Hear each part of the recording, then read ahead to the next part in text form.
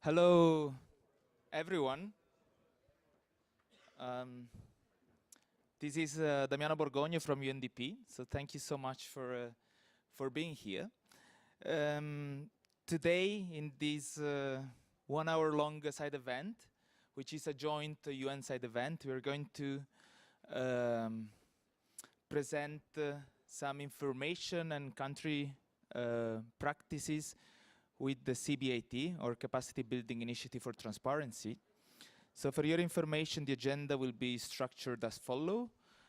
We will have some welcoming remarks from the three organizations that have organized this event, being those UNDP, UN Environment, and FAO, that, as mentioned, together with Conservation International, have ideated and organized this event.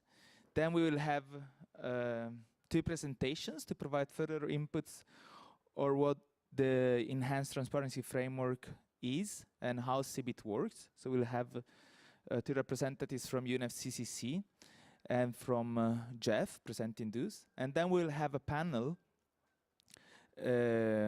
roundtable, where we'll listen to countries and UN organization experiences with their CBIT proposals. We'll actually have representatives from Lebanon, Ghana, Cambodia, FAO, and UNFDTU. So, as part of the welcome remarks, please let me invite to the stage Martial Bernou from FAO, Mr. Zitouni Uldada from UNEP. So, and I'm here representing UNDP. So, to avoid having only myself speaking, I would first give the word to Zitouni for some welcome remarks from you. Thank you. Okay, thank you very much, and good afternoon, everyone. Thank you for joining us. I'll just try to explain this really in simple terms so that we're all in the same page. You know that climate change affects everyone. Everyone is concerned, both developed and developing countries and every individual. There are requirements for countries to take action to address the issue of climate change, which means to make efforts to reduce emissions and to adapt to the effect of climate change. And there are requests for other countries to support developing countries in particular to take action and to adapt to the impact of climate change. So there are a series of requirements from both sides, and alongside that, at various points, you need to monitor that progress and to see how we're doing to meeting the objective of climate change. And that means that countries have to report on their efforts, they have to report on their actions and on the support that they're providing to developing countries in particular. So this is the purpose of this transparency initiative, the capacity building initiative on transparency, is to have a framework that can allow countries to report their actions and their support so that the countries and the donors as well can have a clear idea of what's happening in this space of climate change and to be able to see how we're doing to meeting that progress. So this is the first point I want to make so that we're all clear about the objective. The second point is particularly as far as countries are concerned, not everyone has the same capabilities, and there are different circumstances between countries. And therefore, you have to allow for some kind of flexibility in putting this system in place, and that's extremely important.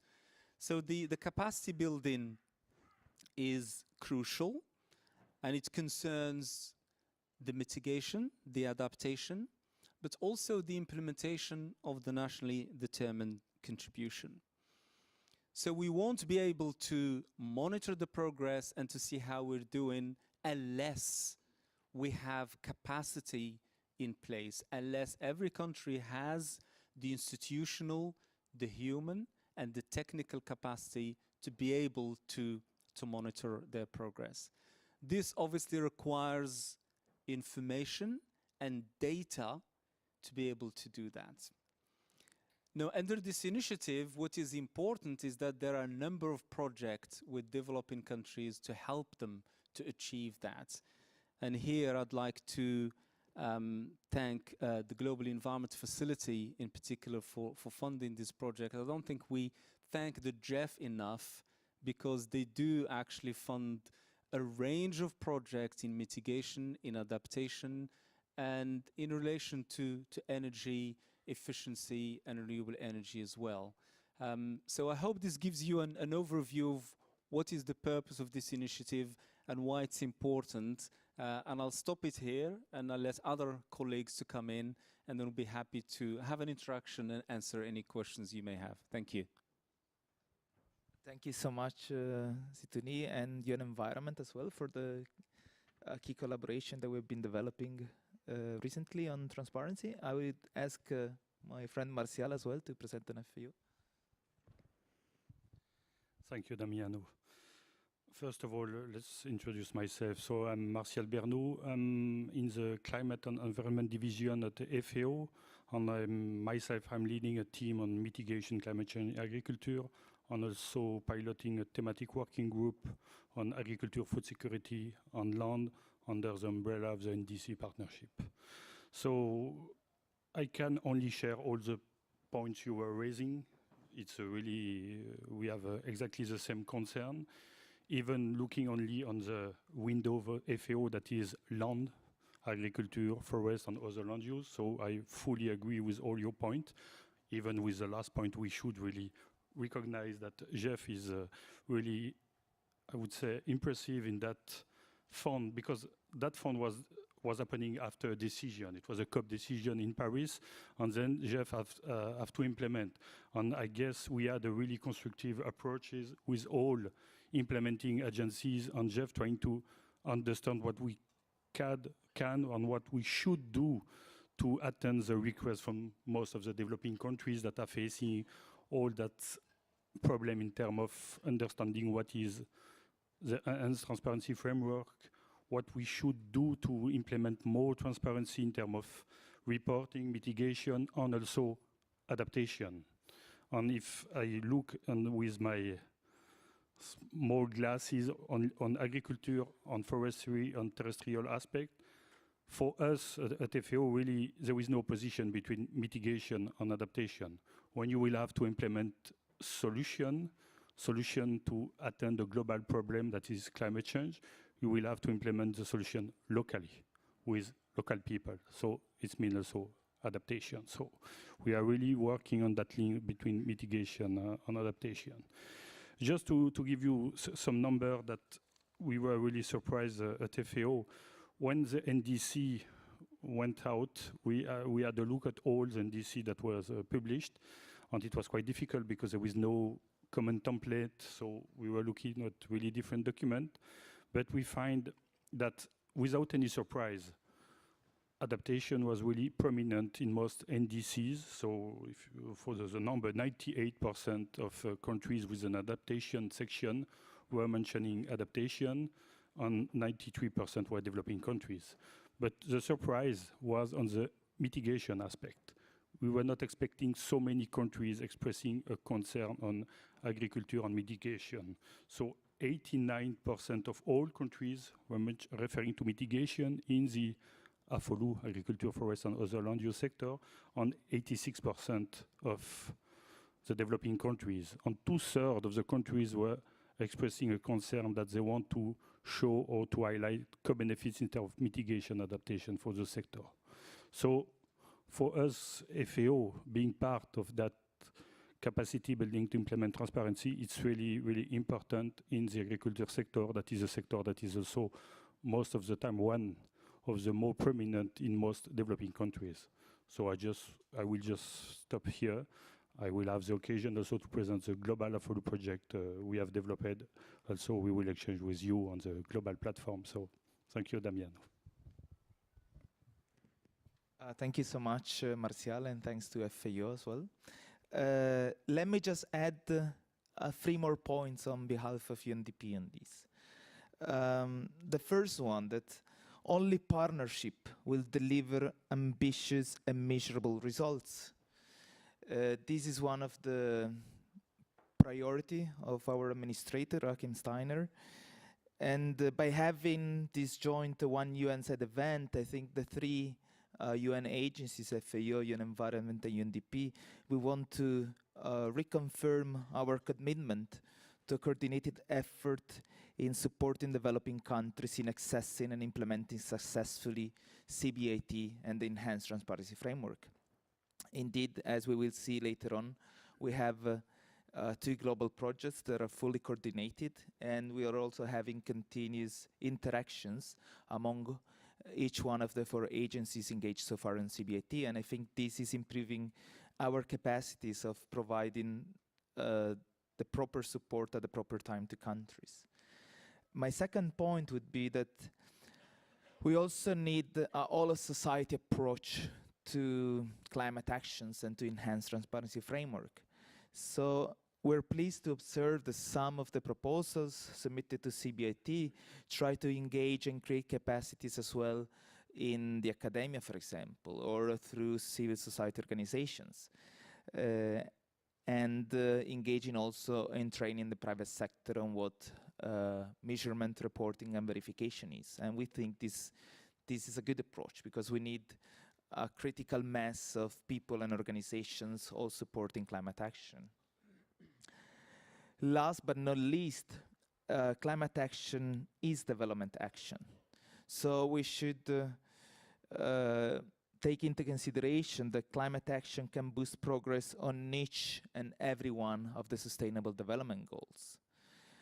In particular, regarding the Enhanced Transparency Framework, we should try to look at this framework and at the MRV framework, not just as an international requirement and compliance mechanism to the convention, but first and foremost as an opportunity to achieve local benefits, for example, in terms of improved climate governance.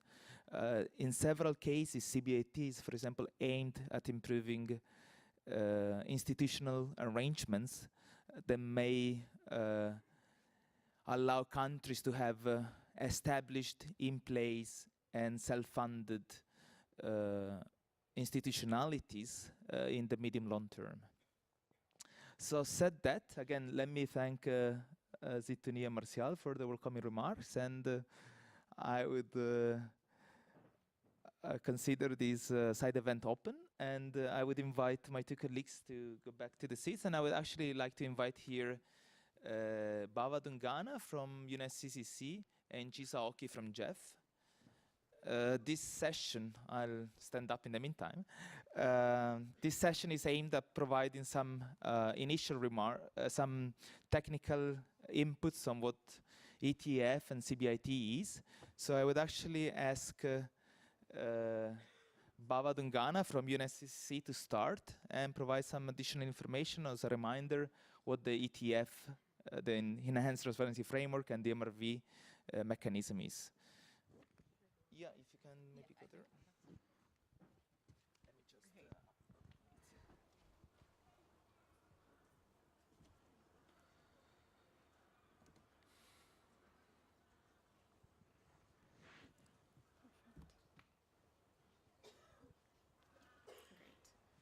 Okay. Good afternoon, everyone. I'm Bava Dungana from the Secretariat, working in the Transparency Implementation Support Unit. And our unit is actually helping supporting countries in the process of implementing the MRV framework. So the presentation today that I will provide actually pulls in together what has already been said, and in the context of MRV for developing parties. So as a refresher, I guess, many of you are familiar with the arrangements that are already existing under the current convention. So the first report is the national communications, which is provided. And this includes basically measurement of GHG emissions and sinks and other steps to implement the convention.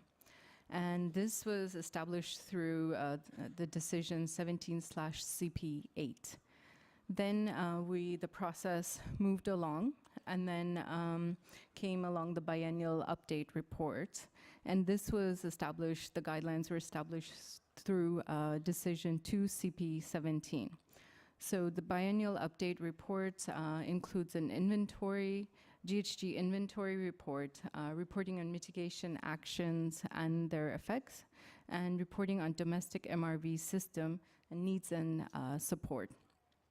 Included in this report are also the domestic MRV arrangements, and then also if parties wish to take advantage of the results based incentives for RED, they can also provide a report on RED Plus, which is voluntary. So the biennial update reports, the BUR, goes through the process of the international consultation and analysis.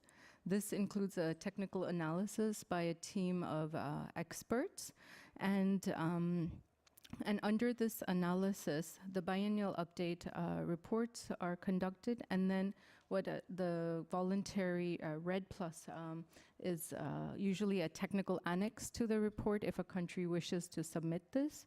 And this is actually analyzed separately, and a separate report is presented on this. And then the final process of the ICA is what is called a facilitative sharing of views. And this is an opportunity for the parties to present their report on the process and also to get any questions and feedback from other countries.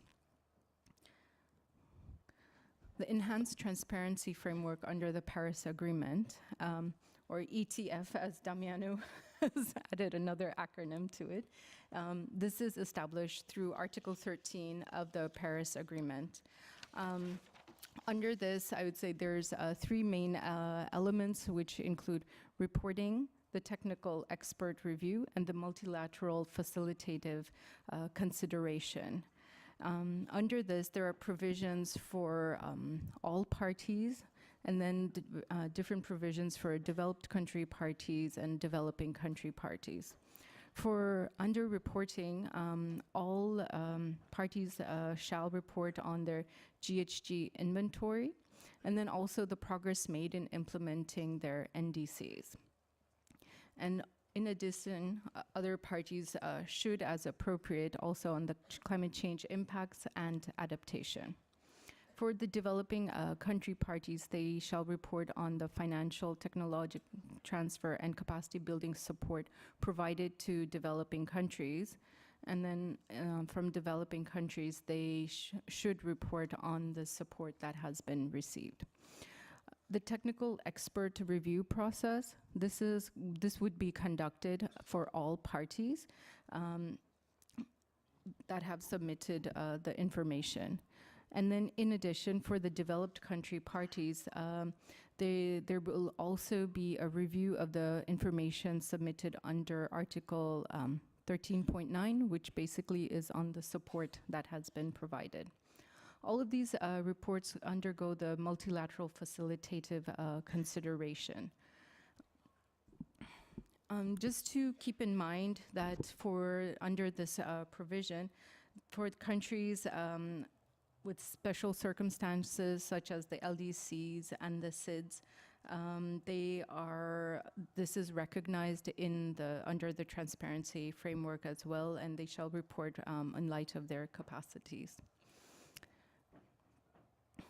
In comparing the various reports and looking at the MRV arrangements with the transparency framework, maybe what I've already said sounds a bit repetitive. So just to show it more in a graphically, you can see what the current national communications and the biennial update reports. So both reports and also what would come under the transparency framework. All three reports would have the national greenhouse gas inventory sections.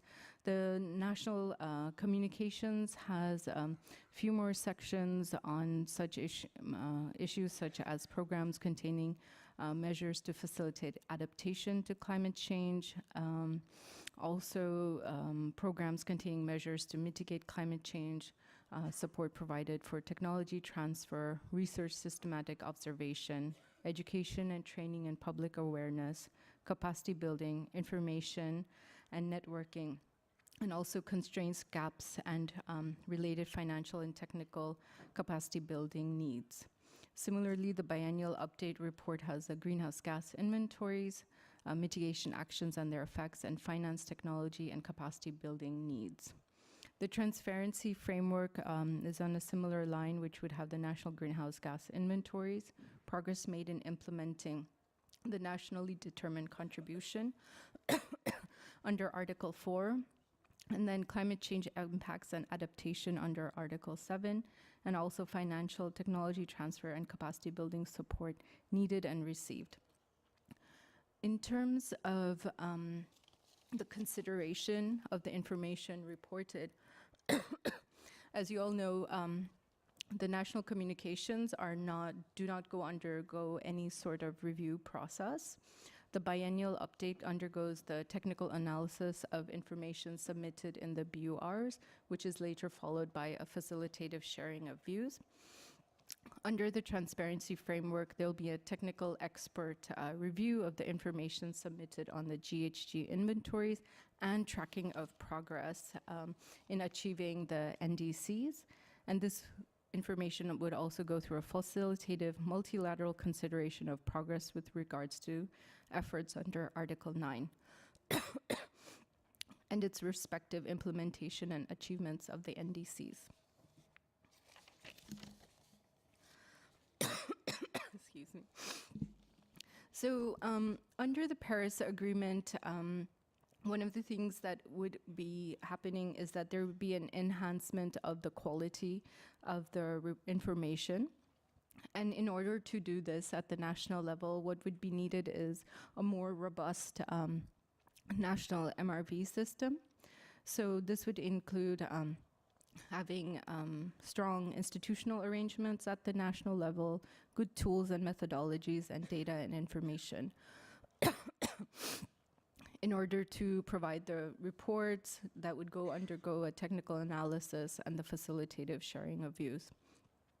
In terms of institutional arrangements, some of the key requirements or what would be needed is to have the various actors working together in the different ministries, agencies, data sharing, this sort of arrangements would be needed. And usually in order to do that, some sort of a formal mandate, such as laws, bylaws, MOUs, agreements amongst various agencies, and also procedural requirements would need to be put in place. This would allow for a more thorough process to prepare the reports. What we have also seen is that some of the key ingredients here is to have the necessary political buy-in, so that all stakeholders are willing to contribute to this report, and then which would be due to mainstreaming and internalization of the information. There would be need for various stakeholder engagement in the process throughout in preparing the reports and developing this national MRV system. There would need to be enhanced access to financial resources, and then capacity building on all other fronts would be needed to prepare the reports. So thank you. This brings an end to my presentation. Thank you very much, Bava. I would upload the new presentation. Well, yes.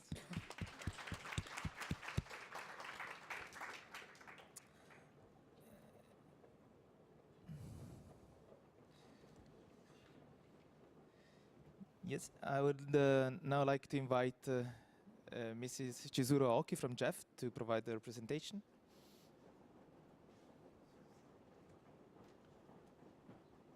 Good afternoon, everybody. As introduced, my name is Chizuru Aoki from the GF Secretariat. I have a presentation ready. It's very quick. I think it's good to save more time for questions and answers, so the presentation provides very, very brief overview on how to access resources and the background for why we're doing the CBIT. I think the first panel already talked about the CBIT capacity building initiative for Paris for transparency coming out of a specific Paris Agreement decision. And why the GF is engaged in this particular endeavor is that the part of the Paris Agreement decision urged and requested the GEF to make arrangements to support the establishment as well as operations of the CBIT.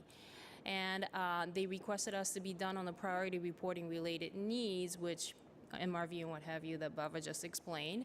And they parties requested this to be done on voluntary contributions and during the sixth replenishment of the GF, which is right now. And to make sure this continues into the future replenishment cycles. And also to complement existing support that the GF is providing to countries already within the GEF framework. So very quickly, what is the eligibility for the CBIT support? Paris Agreement decision was very clear. So in line with the agreement, its decision, all developing country parties will have access to CBIT upon request. We don't put any conditions or pre-requirements to this. If you need support on the CBIT, please request it. How do you go about accessing the CBIT support? We have already cleared through the GF Council last year what's called the Programming Directions document. And in that Programming Direction document includes what we call the non-exhaustive list of eligible activities that are aligned with what parties agreed upon to be the meat of the CBIT. So if you look at this list, it gives you an idea of certain activities that could be eligible for support from the CBIT that the countries can access. It also has a non-exhaustive list of activities that the CBIT can support for regional and global type initiatives. And this can be implemented by any of the 18 GF agencies. As you all know, traditionally, enabling activities and conventional obligations have been done by UNEP and UNDP, UN Environment and UNDP. As of now, we have FAO, as well as Conservation International. We also know that certain countries are seeking to work with other agencies, like national agencies, as well as additional, let's say, MDBs to see whether the CBIT can also be implemented through different agencies. So we think this is a very welcome change because it opens up the doors for access to a multitude of institutions that the countries can select. And it is going to be done on as a request by the countries, and they can pick and choose an agency or sets of agencies that they would want to work with. To make it simple, GF policies and procedures apply, so we're not putting any new requirements or policies specifically for CBIT. Most of the countries have successfully addressed the access to the GF resources for enabling activities and conventional obligations. Same sets of rules and policies apply. It's governed by the GF Council. So that means any projects under $2 million, they could be expedited and approved by the GEF CEO on the expedited delegated authority. Anything about $2 million would go to the GF Council for approval. So far, all the projects we have supported have come through as a medium-sized project because I think most countries would rather prefer to have action projects approved and started as soon as possible, and that's been the case. And in terms of results framework, what we're tracking, the usual climate change mitigation result framework indicators, plus one additional indicators related to the MRV system are put into place. And this has already been included in the programming directions that we circulated. So how many countries have accessed resources? Where do we stand? This is as of yesterday. I know in the next panel we have a representative from Lebanon who will be speaking of probably the newest project that we approved. We have about 15 projects already approved, and this shows you a map. In green are the countries where the projects are already approved, and yellow are the projects that we already received proposals. So those proposals are undergoing review by the GF Secretariat and also being worked on, refined by the agency of the country's choice. In addition, we've heard quite a bit about interested countries coming to the GF and requesting resources. We would like to see them because the clock is actually ticking. Did I skip something? Oh, here we go. So, trust fund status, we're open for business. Resources are available for programming. The funds that have been pledged on a voluntary basis from donors is $56.3 million. Of this amount, we have received $50.5 million. 15 donors announced contributions. 13 of them have already signed contribution agreements, so the money's in the pot, so to speak. Okay.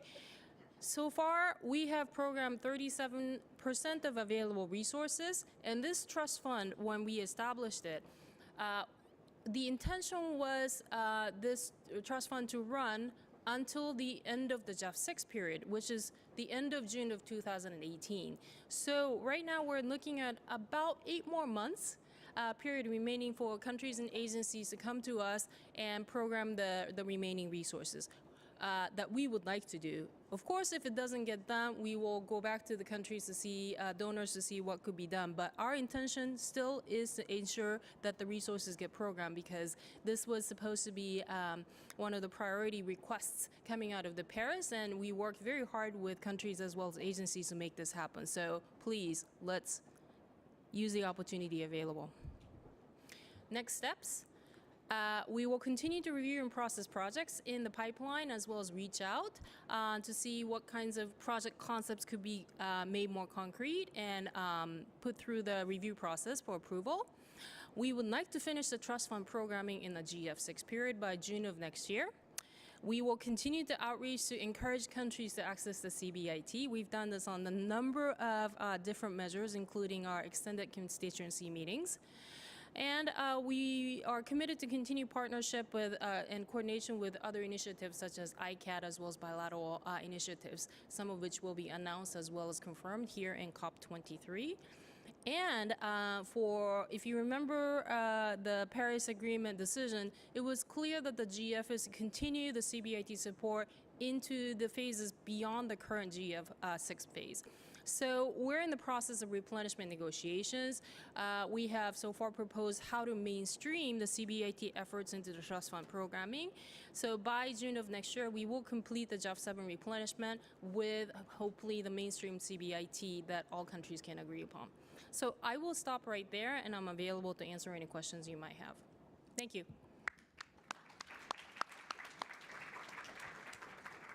Thank you very much to Cheese. So indeed, before we move to the next session of panelists and to hear countries' experience, we would like to take a few questions to Jeff and to UNFCCC.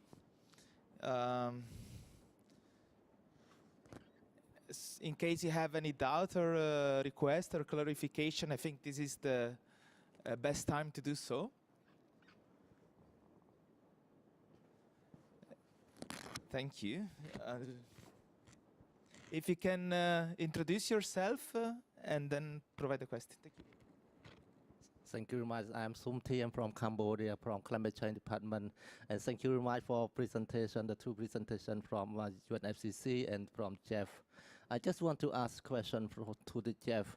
How many proposals can we submit per country to this TBIT? Thank you very much. Thank you very much. Aderito. Good afternoon, everyone. Aderito Santana, Sao Tome and Principe. Just to know the procedure, how to proceed to request this fund for the country. Thank you so much, Aderito. Yeah, 3 is the perfect number, so I'll take another one and then go back to the panelists.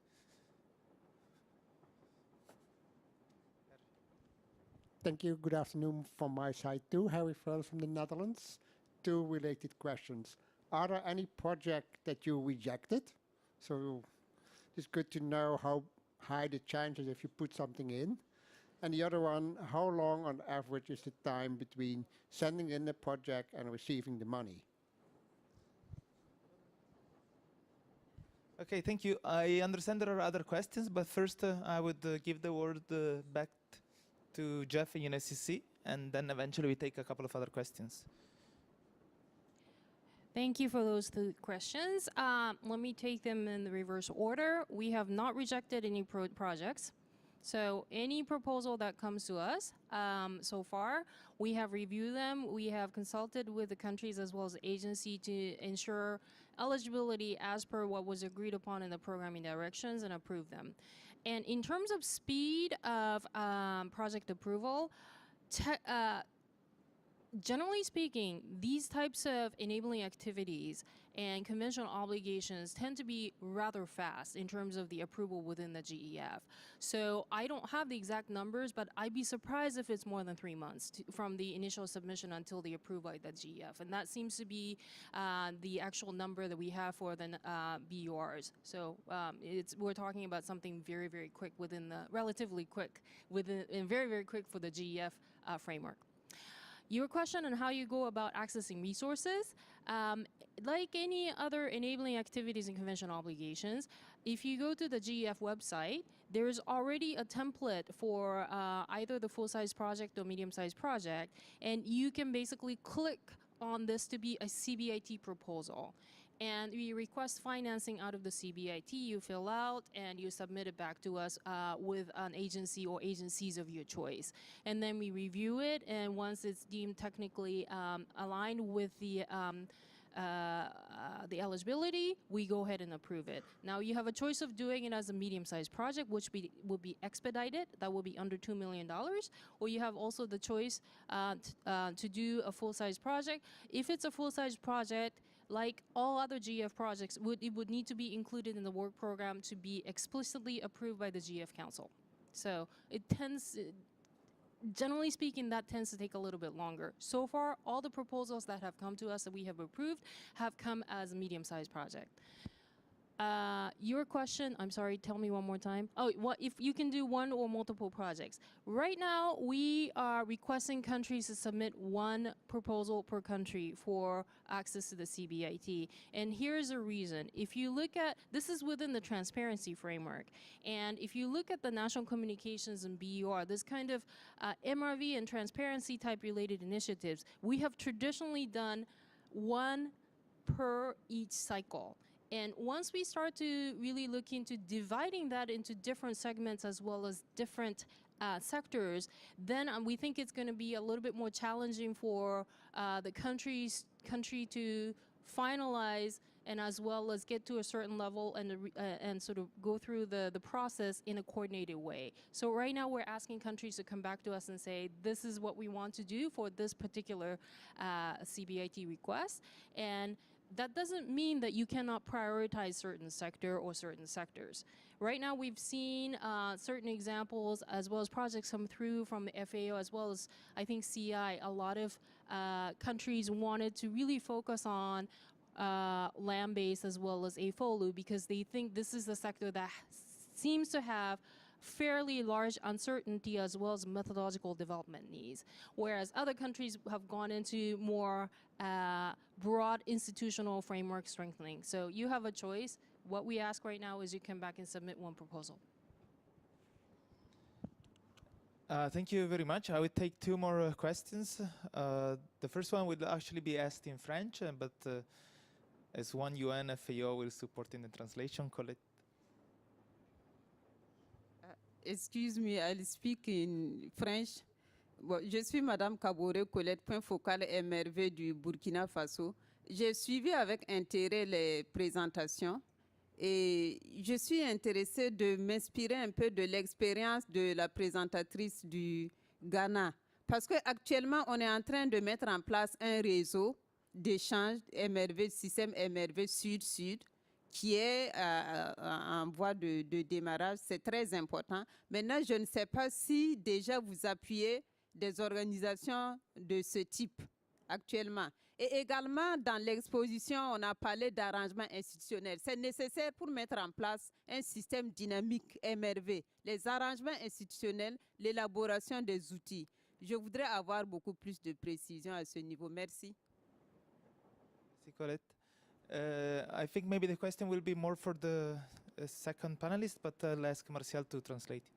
Yeah, so I will translate the question.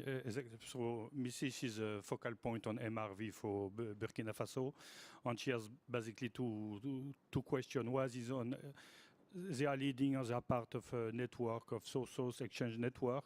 And the question is that kind of network eligible to that kind of fund? So, so it's linked with the regional aspect of the CBIT fund. And also specifically on institutional arrangement, if that kind of activity is eligible for that kind of project. I summarize. Thank you, FAO. I don't know.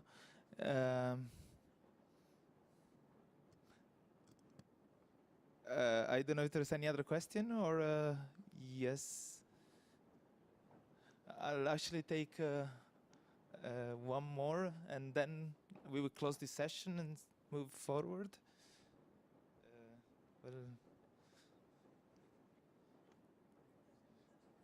Well, ladies first, if you allow me to. So Germany. Thank you very much for your presentation. I have a little question regarding the JEF and the next cycles, because when I had very interesting discussions with colleagues regarding the sustainability. The Paris Agreement, they are not to be going away, so we need to building capacities in a long run. So, and I would like to challenge a little bit your further statement. Would it not be possible and a good idea if projects could apply for funds, like not only for one report, maybe for 2 or 3 or 6 reports, because they will coming biannually? Wouldn't that not be a good opportunity? Thank you, Kirsten. Very final question. Thank you very much. Kaha from Georgia. And I would like to ask the question, the JEF representative. If we go beyond the figures which you represented during the presentation, can we talk about the transformational changes in a reporting system from the non-Annex 1 parties? Because we all are trying to prepare for implementation of Paris Agreement and NDC tracking system. So do we have proposals where we see the real transformational changes in this regard to meet this requirement? Thank you very much. Thank you very much. Would ask Jeff to reply to the question. You sure you don't want to ask anything to Bava, UNFCCC? Anyway, thank you for those questions. They're all good questions. Again, I'm going to take them in reverse. Transformational change in reporting, I think it depends on how you want to define it. If you're actually talking about introducing innovation and new data management, whatever coordination system with your country to do the reporting activities as well as even planning, we would really like to see that kind of initiative come to us, really. Okay, and one of the things that we have been discussing within the ongoing GF7 replenishment negotiations is that can we really think of doing this in a more integrated way across different conventions, because we also know that each and every country is looking at multiple reporting and multiple planning across so many different conventions, and so far, I mean, we're guilty. We haven't really done much to help countries to really think about that from the institutional perspective. So the proposal has been made to within the replenishment negotiation documents. We will see what happens. It's again up to the countries to decide on that one. And the question is as to wouldn't it make sense to support multiple reporting initiatives? Actually, for the some of the bundle projects for NACOMs and BURs, we have put into place a mechanism to enable countries to support, let's say, the NACOM and BUR together. We have a little bit of a constraint in-house to continue to assume that the BURs will remain in place, because I think it's something parties will need to decide in terms of what's going to happen with the transparency framework. So in the abundance of, I wouldn't even say caution, I mean, just to see what's going to happen, I think we kind of need to see what parties in the negotiation would decide upon in terms of the reporting cycle, as well as what will be the actual fate of the transparency framework. And that discussion is ongoing. So I think we need to wait and see the clarity of that negotiation for us to then really think about how best to support the countries, as well as offer options on bundling or going as single initiatives and doing umbrella projects and so on and so forth. The question from Burkina Faso, I believe the question was that whether you can have the lessons learned as well as institutional networks as part of your national project as well as regional project. Did I get that right? Yeah, national project, if this is something that the Burkina Faso would like to have as part of your enhanced transparency, please submit the proposal and include that element. As for issues related to the regional initiatives, already on the global coordination platform, there are elements that are aimed to help countries share lessons learned as well as learn from different institutions. So that work is being rolled out, and I think there will be exciting opportunities for countries to take part in that. So, and we still have additional elements, additional resources remaining from the JEF 6 and the CBIT Trust Fund to finalize programming under the regional global set-aside. We still have several $1 million left, so we're in the process of discussing what those elements might be with countries. So I will stop right there. Thank you very much. Let me thank Representative from JEF and UNFCCC for their presentations or the time for replying to your questions. So please. And let's now start the third and final session of this said event. So please let me invite to the main stage Vahakan Kabakian from the government of Lebanon, Daniel Benefor from the government of Ghana, Mr. Uy Kamal from the government of Cambodia,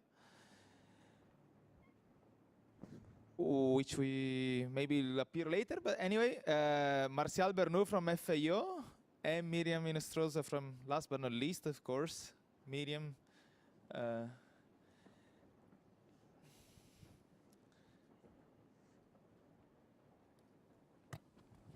Please, Mr. Kamal, thank you. So the idea of the session would be to have a conversation rather than presentations. I would actually start from the country that got the project yesterday approved. So again, congratulations to Lebanon for this wonderful achievement. And so starting with Lebanon, my question to you is, first, if you could briefly present what your CB proposals want to achieve, and also how what was the spark that allowed you to develop a CB proposal? Was this part of an ongoing exercise happening in Lebanon, and how did it happen? Thank you, Damiano, and thank you for Jeff for approving our project. Let me start with the spark, and primarily that was the Paris Agreement and the obligations that will, had to drive us into having a more transparent system in place. Having said that, it is a very institutional arrangement project rather than anything else. So very much on enhancing what exists, and I will come back on that in terms of enhancing what exists, and that will be probably the second part of your question. Just briefly to present and not to forget any of the major elements of the CBIT project. Very much therefore strengthening the national institutions that are involved in the upcoming ETF. So it's a national MRV system moving to 2006 IPCC guidelines, providing parameters to improve TAC of the national information, so enhancing greenhouse gas emission inventories, activity data, emission factor, trying to go beyond the tier 1 or some of the tier 2 that we already use. QA/QC methodologies in place, indicators to track implementation and progress of the climate action, so be that mitigation or adaptation, and mostly very much so based on a web platform. It's something that we're referring to it as a knowledge platform, because it is not only it's not envisaged to be only a website or an intranet that the information is inputted by the various ministries, but it's a platform where every single document that has been used in generating, be it activity data, estimating an emission factor, providing disaggregated information on mitigation, but also adaptation action to the extent possible, will be hosted on that platform. And finally, and I think that goes back to the question raised on a South-South cooperation, there's also a component on expanding further, or initiating, in this case, a South-South cooperation platform in learning, but also in looking at how others can benefit and how we can benefit from different similar experiences. Now, going back to the enhancing or building on what exists, there are primarily, if you refer back to the earlier presentation on the requirements under the UNFCCC, there's obviously the NATCOM process, but also the BUR process, which also has an ICA entangled in it.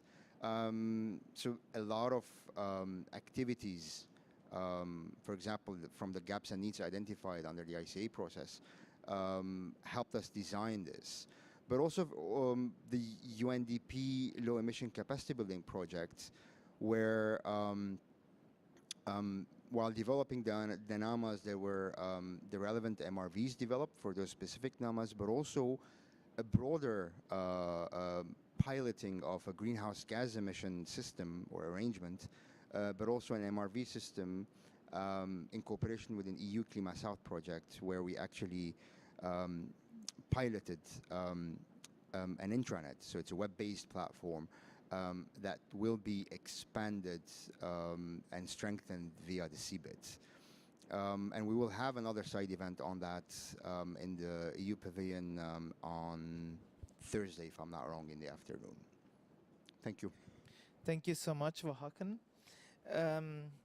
I would now actually invite Danielle to present a bit how Ghana is planning to focus with their CBIT proposals. And in particular, an interesting element of your proposal is the institutional part. No? So what I would like to ask you is how Ghana is planning to foster the institutionalization of transparency activities and practices in the government structures. Daniel? Thank you very much, and good afternoon to everybody. We take a very simple view of this, and our view is this. Our view is that the effort to inculcate the culture of reporting, climate reporting, will not be successful if it is not embedded in the existing structures. That is our fundamental view of this. That once it is seen as a routine of the agencies, the ministries, the local government entities in the country, it is the only option to us that we view as the most sustainable way of doing this. Which means that the concept of integration is very important to us. The concept of embedding this into the existing structures in the country is very important for 4 reasons. These structures, to us, are time-tested structures. They've been there for several years. These structures are also backed by law. And these structures also have the reach. It allows you to mobilize the entire government structure. And these structures also have an inbuilt checks and balances. I'm referring to the government structure, the structure that government uses to administer development services to the people. And to us, once we are able to incorporate these ideas or these practices or this culture into this system, a chunk of the problem will be solved. Apart from the fact that the practice of reporting ultimately, or in the end, would be seen as a routine, it is also a means to also mobilize domestic interest and domestic support for this process, which to us will be a great departure from it being an ad hoc reporting basis. As and when there's money, you put together a team, report, send it to the UNFCCC, it's reviewed, that is the end. To us, we should build a critical mass or a critical interest of this process in country. And we think that we should use this process to address that. Thank you very much. Thank you so much, Daniel. Excellent work done by Ghana. So now I would move to Cambodia. Cambodia's proposal has been supported by FAO in the sense it has a stronger linkage to AFOLU. And if so far we have listened mostly to questions linked to institutionalization of practices, what I would like to ask you, what are the tools and methodologies that Cambodia is considering developing for reporting and tracking GHG inventories and mitigation activities?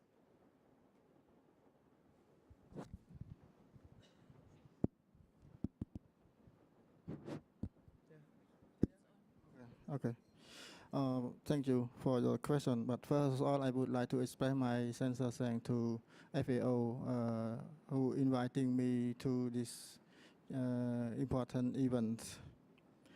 For Cambodia, in terms of greenhouse gas inventories, so far we use only the previous 1996 IPCC guidelines, and then the second reporting we use the revised 1996 guideline, and we submit the second national communication to UNFCCC by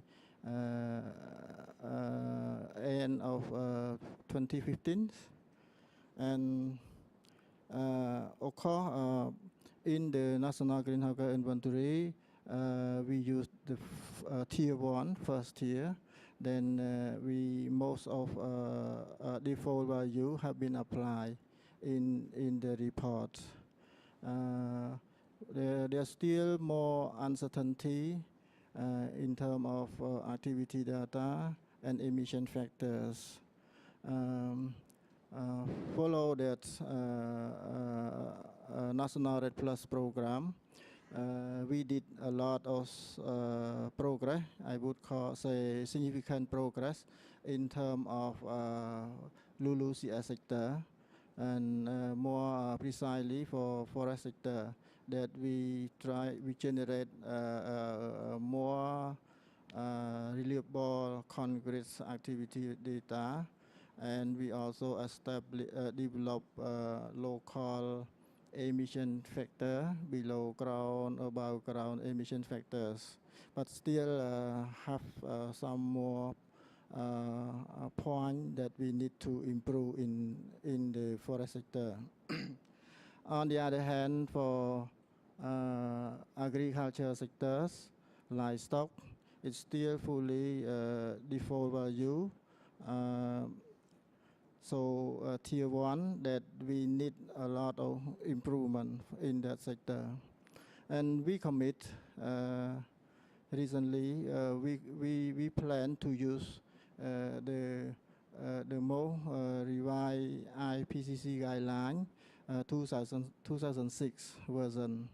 So that if we do so, we need a lot of effort to improve activity data and emission factor for agriculture sector particularly. In this point, I would like to highlight that our national greenhouse gas inventory was conducted in 2000, and we report in the 2015. That in terms of comparability, it's far cannot compare.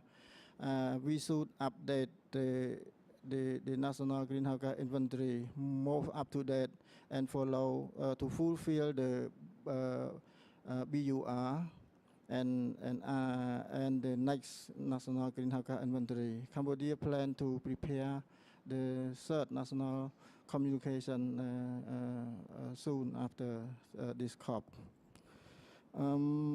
So that maybe I connect to that is why we need CBIT. Cambodia initiate the CBIT proposal with FAO in early 2016, and up to now, by June 2017. June 2017, yes. We got a notification from Jeff on project preparation grant. So now it's time for Cambodia to start prepare full proposal for CBIT. And I hope that through CBIT, we will improve a lot of data, because so far we have a challenge with the activity data and also emission factor. But strategically we should develop or generate activity data first, and then emission factor development or improvement we can start parallelly or one step after activity data generated.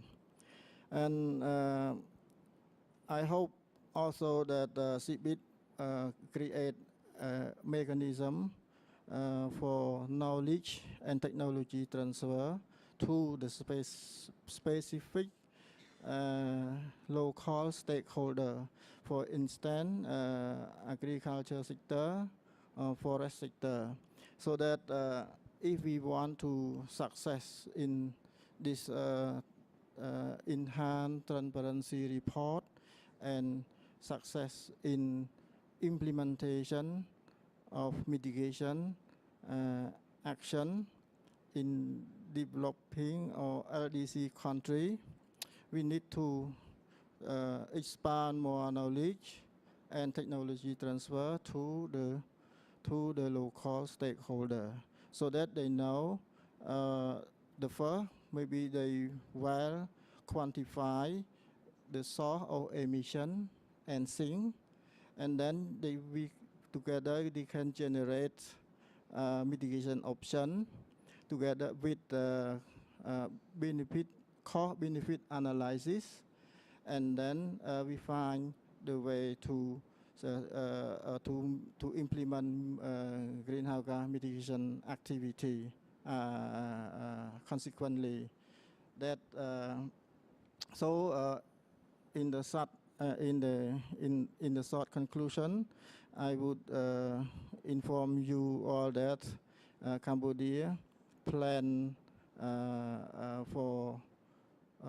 using 2006 IPCC software guideline for the next national greenhouse gas inventory report, and also to make it more consistency in the BUR, and that's CBIT obviously contribute to all this national reporting mechanism and system in the near future. Thank you. Thank you very much, Mr. Kamal. So now that we've listened quickly on country experiences, and I would invite all of you later on to ask some questions, because I think their experiences may be very useful to other countries that are interested to access CBIT funding. But first, I would also like to remind you that there are two global initiatives which have been also funded by Jeff that are aimed at providing support in the implementation of CBIT. And those are indeed, one is implemented by FAO and one jointly by UNDP and UNEP. So first I would actually ask Martial to present this initiative.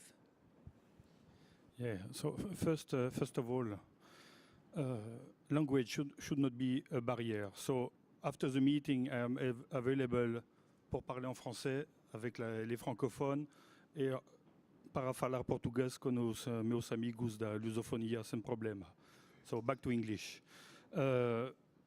Agriculture is really complex. So not only in action, but also for reporting. So we decided to build that global proposal based on our learning and exchanges with the country we use to support. And I will try to be really brief. That global proposal wants to really to focus on sharing experiences among countries. So, and also to develop tools, e-learning data that can be applied to a large range of countries. So we cannot reinvent the wheel each time. We cannot develop a tool that will be for a follow sector in a country in Latin America, and then we'll have to develop the same tool for another country in Africa.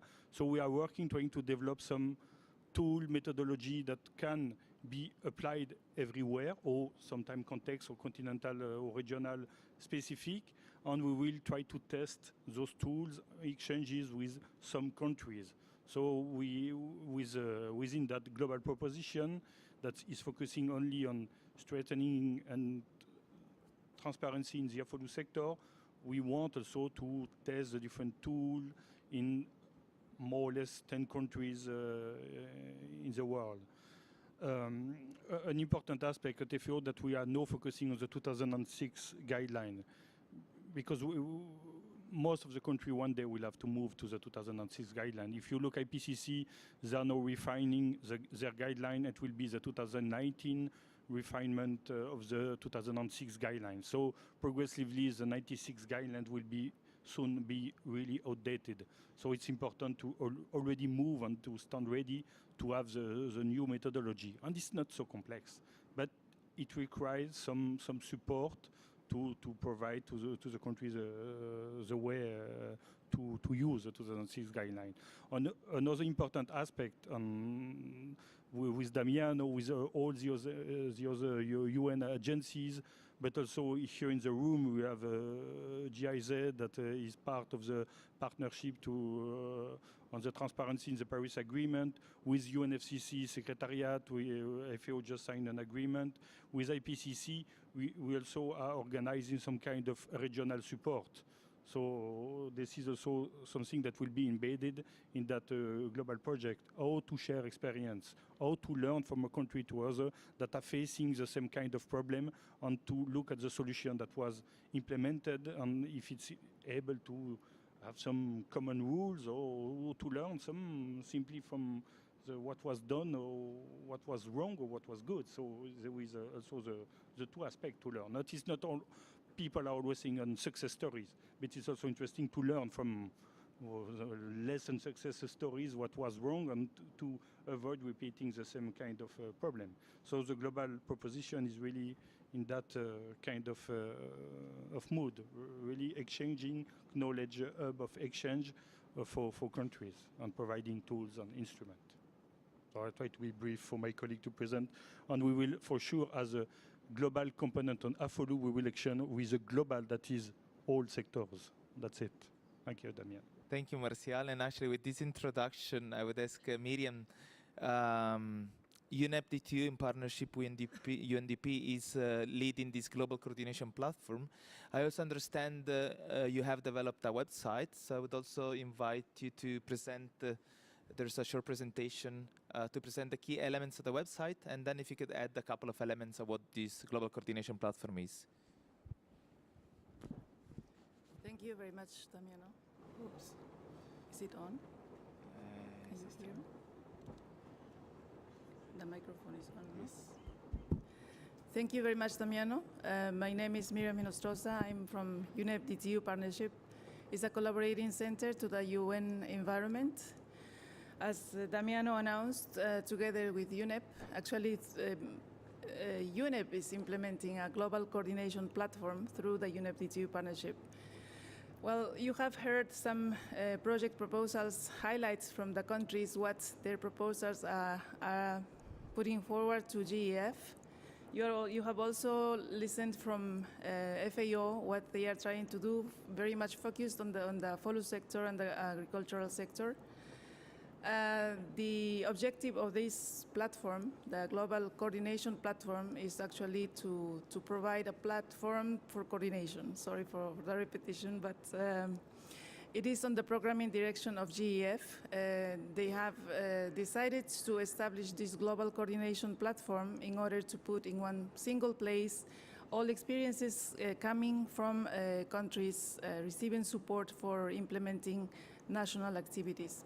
You've heard a number of ideas highlighted by countries what their country's program will be. Most of them are, as you saw, focusing on institutional setup and institutional enhancement. And this is basically a cross-cutting issue from all countries that we are also supporting through ICAT. Institutional aspects will make possible what Damiano referred to as institutionalizing national practices and national reporting systems existing so far. It is also nicely fitting with the presentations from GEF and UNFCCC with the report enhanced transparency framework. And what this platform will be is to facilitate all these learnings from countries and put available experiences not only to allow South-to-South cooperation and experience exchange, but also will make possible that countries go to one place and find information regarding to tools, methodologies, publications, etc. So we have developed, this is not the actual website yet, this is a mock-up.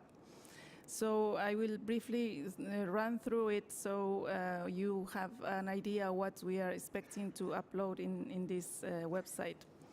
So this is the landing web page, let's say, or the home page, where you will first see the global map, where you will, for example, I don't know, if you want to explore information of a country, you can select that country and you will have basic information on transparency going on in that country.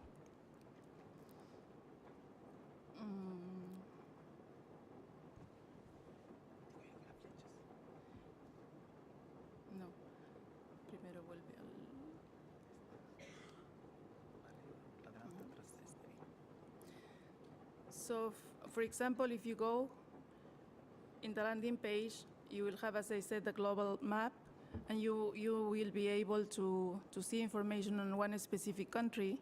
We have chosen Cambodia as an example. So you will be able to see basic information on transparency of Cambodia and what the main figures and features are for their CBIT project in the country. But you will also see the possibilities of exploring information in the country. They will be requested to develop articles on their work in the CBIT project. So you will see new articles posted, and you will be able to see events taking place in the country depending on how they are organizing their capacity building activities by month or maybe by 6 months. I don't know how they will organize that. So you will be also able to see the main agencies funding and behind this portal. And then if you go to country profile, you will be able to explore what is going on in that specific country. So as an example for this presentation, we have chosen to present Costa Rica. So you will be able to see Costa Rica and main information on the country specifically coming from their proposal. So there is not going to be anything beyond what they are implementing through the support of CBIT. So first of all, you will be the project details as they submitted to CBIT. You will be able to see progress of that of the project in the country. So there are several information here. The letters are very small, so I cannot see very well, but the idea is that you will be able to follow progress in the country, and by doing that, other countries receiving support from CBIT will benefit from the lessons learned in the country, from how they are doing, for example, their institutional setup, how they are doing different data collection systems. I mean, there are a number of activities that they will run throughout the project supported by CBIT. You will be able to contact the country coordinator by sending her an email or posing to a specific activity that Costa Rica may be running and it is important for you. This will make possible that you also interact with countries and the coordinator of the CBIT project in a particular country.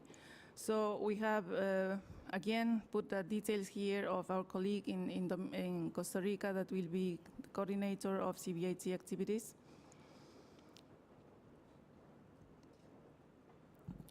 And beyond that, you will be able to see other features like work in general in the country with regards to the specific proposal made for CBIT funding.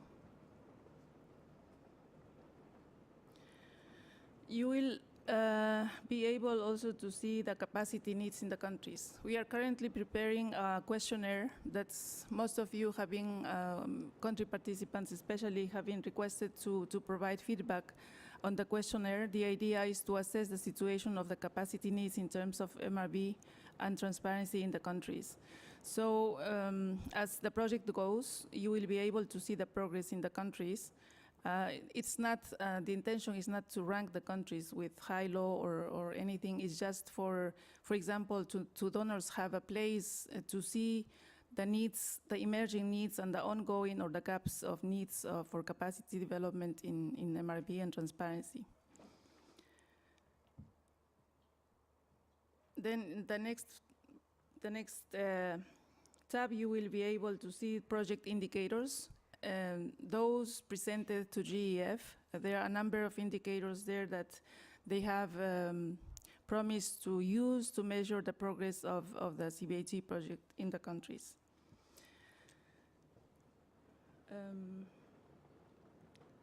Then the website is also making possible that you see the country circumstances with regards to transparency.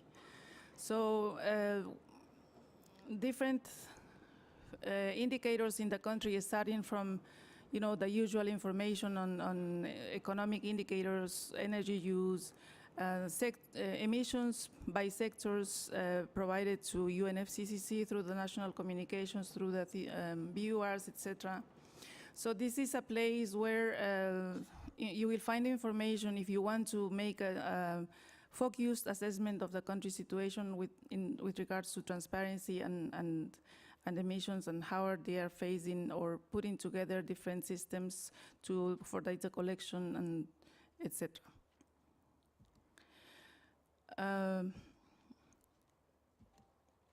Yeah, and the next part is also regarding the progress through different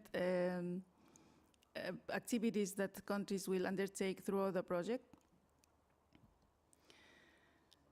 And finally, the intention is also to make it available to upload information regarding other initiatives in the country. For example, in Costa Rica, we are also supporting them to implement activities through the ICAT program, but also through the regional office of UNEP in Panama, we are also supporting them with implementing their CBIT project. So you will be able to see links to those initiatives and how they are fortunately coordinating and organizing themselves in the country. So this is basically the mock-up of only two places where you will be able to see information specifically on countries, and this will be useful for countries implementing project activities through CBIT. The portal is also being designed in order to offer a knowledge corner. So as you've heard from Lebanon, for example, it is important that you have a place to exchange experiences, not only good experiences, good practices, but also maybe what didn't work. So this corner will bundle a number of possibilities for you to find information.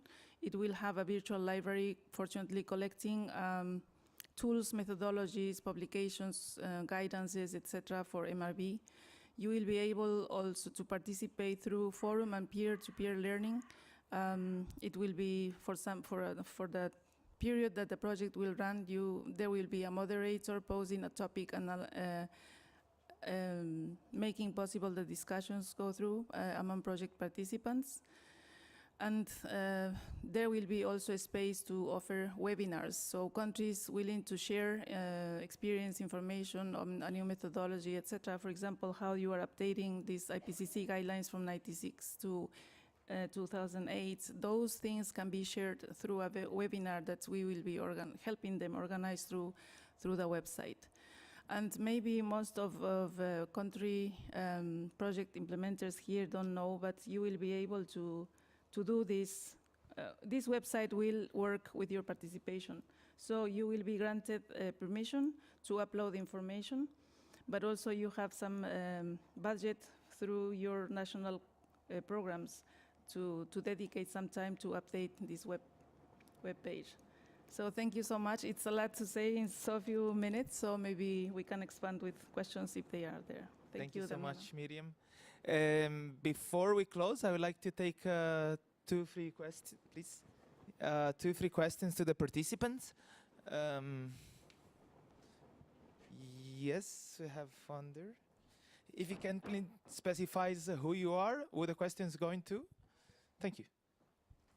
Thank you all for an interesting session. And I would like to turn specifically, my name is Olaf Drakenberg, I come from Sweden, and I direct my question to my colleague from Ghana. You're stressing the importance of institutionalizing this, and we've been hearing then that CBIT and others can provide support, etc. But what would you say is the most critical to get it institutionalized in the minds of your bosses and other government entities? What can really make sure that you get the funding, also domestic funding, for you to do this work? What has worked best in Ghana? Thank you. Thank you so much. Maybe Danielle, if you want.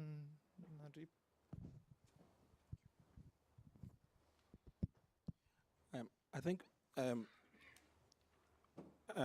first of all, the one key thing that we have found very important is about communication, how to the messaging of this process. The other part of it is also creating value to them. The third part of it is also the value means incentives. I mean, skills development incentives for them. And most importantly, is also being able to catch the eye of the right people in the ministries. The fourth one is about not seeking to create parallel or reinvent the wheel. Because we found out that in many countries in Africa, these are entrenched institutions, and whatever they are doing are relevant. What we thought was most cost-effective and most important is how to reorient whatever they are doing to be relevant or responsive to this. So just to sum up, it's about messaging, it's about creating value, it's about catching the eye of the big man, it's also about making sure that you build on what is working on the ground. Thank you so much. 2 final questions before we wrap up. Damiano, can I Please, jump of course, in with Miriam. maybe also to support Daniel's response to what really countries are doing to institutionalize MRB systems? We found we are helping Dominican Republic, for example, for them to sort of match the bottom-up activities they've done through different projects now. For example, for MRBs, for NAMAs, MRB previously in CDM time for projects, etc. All these activities that exist in the countries in terms of MRB, they are scattered, they are there, but they need to put together. And how to make it possible is by creating a national MRB system through a legal instrument. So they will create this national system through passing a presidential decree. And they think that this top-down and bottom-up approximation, the institutionalization process has taken place. So this MRV system will force ministries or different sectors to collect data, to put together data, to make official the data, and then report to the instances for them to organize in the reporting system to be able to present to UNFCCC Secretariat. So legal aspects, establishing these legal frameworks for MRV is also an important aspect that we are seeing in different countries, not only in Dominican Republic, but in other countries. Thank you. Thank you, Miriam. One more question? Well, still, I think you can further ask the experts here any additional question you may have. So let me give the word to Marcial for a second. Just to complement on that really interesting question on institutional arrangement. What we learn from our side, it's basically the same, but we should put there is basically 4 pillars. You have to, if you want really to have a national system that is sustainable for collecting information to report whatever greenhouse gas mitigation or adaptation action, you need to have the government, and when I say the government, it's all the different ministries, agencies, statistics, repartition. Then this is the first pillar. You need to have research on academic, because if you want to develop then tier 2 approach in your country, you need also to build capacity of that sector. You need to have civil society and NGOs also on board, on private sector. Because after that, when you have a good inventory that will be the basis for action. And action will require one day having public money, but also private money. That's it. Thank you, Marcial. So actually, the presentations from today will be on the GSP website, which should be shown in the screen. Well, not really. From there. Well, anyway, un/gsp.org. Yeah, perfect, thank you. Here we can find the presentations, and then also on the Global Coordination Platform as soon as the website is launched. So let me thank all of you, in particular the government of Ghana, Lebanon, and Cambodia for being here and showcasing their experiences. And a big applause to everyone.